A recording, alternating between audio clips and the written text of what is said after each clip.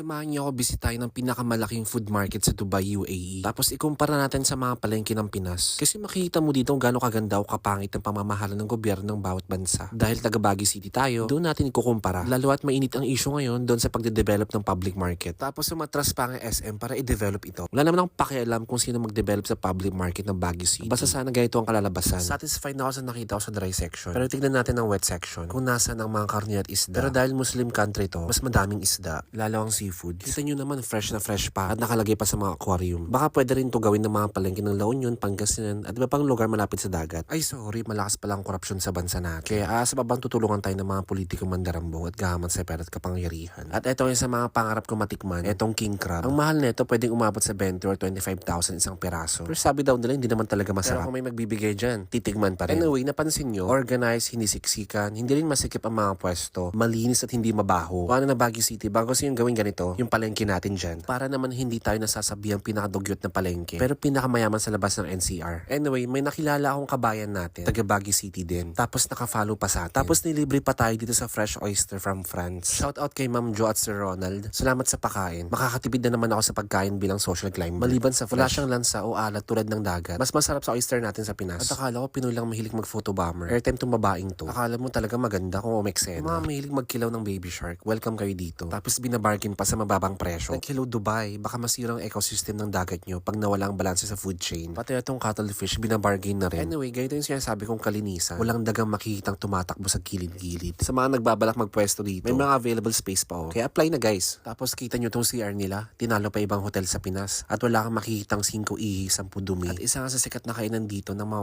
OFW Pilipino at turistang Pilipino ay dito sa Paluto. Bibili kayo sa palengke sa loob tapos ipaluto nyo dito. Isa sa pinakamagaling na business concept ever. Ginagana daw ng mga katabi nitong resto. 10 over 10 dito. Sa tingin nyo, kayang gawin to ng Pilipinas? I-comment nyo tapos follow for more.